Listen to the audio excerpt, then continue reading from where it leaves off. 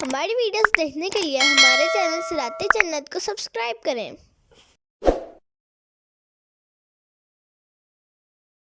وَلَوْ جَعَلْنَاهُ قُرْآنًا أَعْجَمِيًّا لَقَالُوا لَوْلَا فُصِّلَتْ آيَاتُهُ۔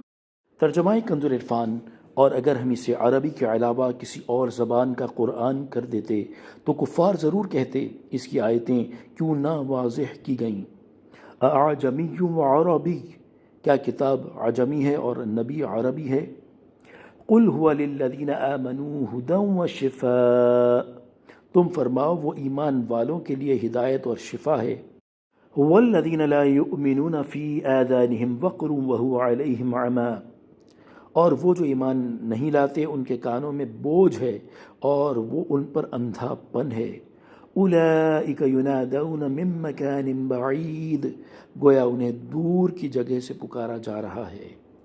تفسیر صراط الجنان۔ کافروں نے قرآن مجید پر اعتراض کرتے ہوئے کہا کہ یہ قرآن عجمی زبان میں کیوں نہ اترا۔ اس کے جواب میں ارشاد فرمایا گیا کہ اگر ہم قرآن کریم کو عربی کی بجائے عجمی زبان میں نازل کر دیتے تو کفار ضرور کہتے اس کتاب کی آیتیں عربی زبان میں کیوں بیان نہیں کی گئیں تاکہ ہم انہیں سمجھ سکتے، اور کتاب نبی کی زبان کے خلاف کیوں اتری۔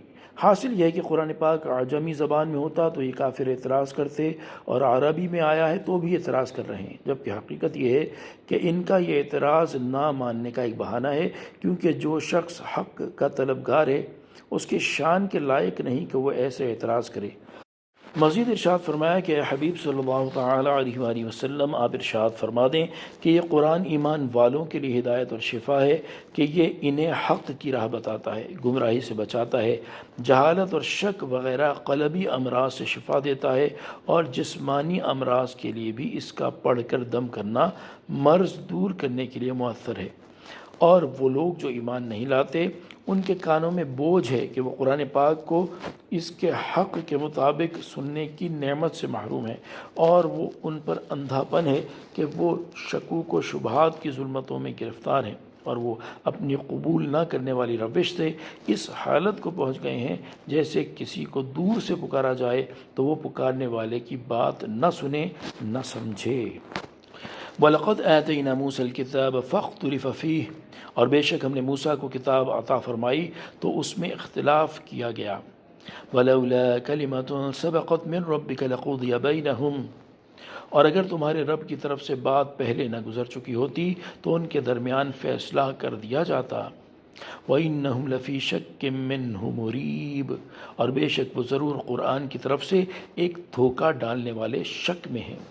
تفسیر صراط الجنان۔ یعنی اے حبیب صلی اللہ تعالیٰ علیہ وآلہ وسلم، جس طرح آپ کی قوم کے لوگ قرآن مجید میں اختلاف کر رہے ہیں، اس طرح پہلے بھی ہو چکا ہے کہ ہم نے حضرت موسیٰ علیہ السلام کو کتاب عطا فرمائی تو اس میں اختلاف کیا گیا، اور بعض افراد نے اس کو مانا اور بعض نے نہ مانا، بعض نے اس کی تصدیق کی اور بعض نے اسے جھٹلایا۔ اور اگر آپ کے رب عز و جل نے حساب اور جزا کو روز قیامت تک مؤخر نہ فرما دیا ہوتا تو ان کافروں کے درمیان فیصلہ کر دیا جاتا، اور دنیا ہی میں انہیں اس اختلاف کرنے کی سزا دے دی جاتی۔ اور بے شک جو لوگ قرآن مجید کو جھٹلا رہے ہیں وہ ضرور اس قرآن کی طرف سے ایک دھوکہ ڈالنے والے شک میں ہیں، اس لیے آپ ان کی باتوں کی پرواہ نہ فرمائیں۔